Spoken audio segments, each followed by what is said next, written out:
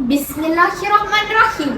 Yang berusaha Tuan Pengerusi Majlis, barisan hakim yang berintegriti, penjaga masa yang peka dengan beredaran waktu, warga pendidik yang disanjung seterusnya, rakan-rakan seperjuangan yang saya hormati. Salam sejahtera dan salam perpaduan. Berdirinya saya pada hari yang penuh bermakna ini adalah untuk menyampaikan pidato yang bertajuk Perpaduan Teras Kekuatan Negara.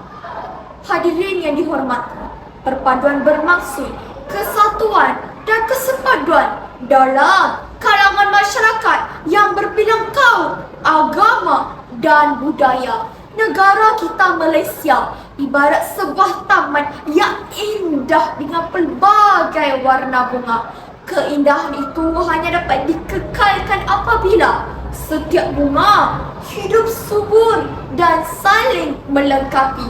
Bak kata pepatah, bersatu kita teguh, bercerai kita roboh. Peribahasa ini jelas menggambarkan bahawa kekuatan sesebuah negara terletak pada kesatuan rakyatnya. Tanpa perpaduan, negara akan menjadi lemah dan mudah dipengaruhi anasir negatif. Hadirin sekalian, skor indeks perpaduan nasional terkini berada pada tahap 0.701 yang mencerminkan tahap perpaduan rakyat yang semakin kokoh. Angka ini adalah daripada hasil kajian terbaru oleh Kementerian Perpaduan Negara yang mengukur dinamik perhubungan masyarakat dan keharmonian di Malaysia.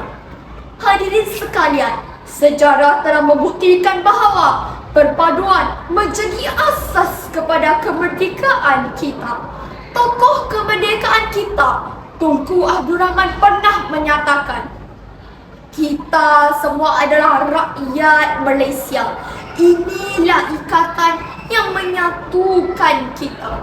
Kata-kata ini jelas mengatakan bahawa identiti sebagai rakyat Malaysia harus mengatasi perbezaan kaum dan agama. Selain itu, Tun Abdul Razak juga menekankan kepentingan perpaduan melalui dasar-dasar pembangunan negara demi kesejahteraan dapat dinikmati bersama. Jelaslah bahawa para pemimpin terdahulu telah meletakkan perpaduan sebagai asas pembinaan negara bangsa.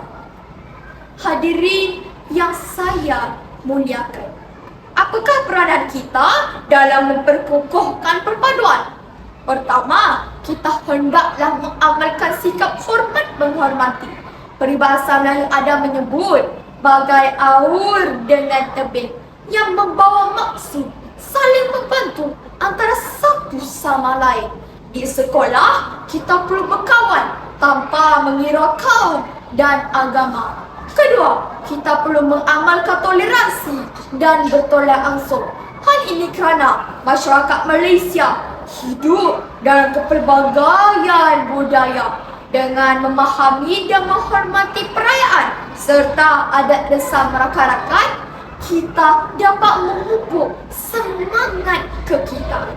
Ketiga, kita perlu mengelakkan sikap prasangka dan perbalahan. Perpaduan tidak akan tercapai jika wujud perasaan hasad dengki dan perpecahan. Bak kata pepatah, muafakat membawa berkat. Hadirin yang budiman, perpaduan bukan sekadar slogan, tetapi satu tanggungjawab bersama. Jika kita bersatu padu, negara akan aman, ekonomi akan berkembang dan keamanan dapat dikekalkan.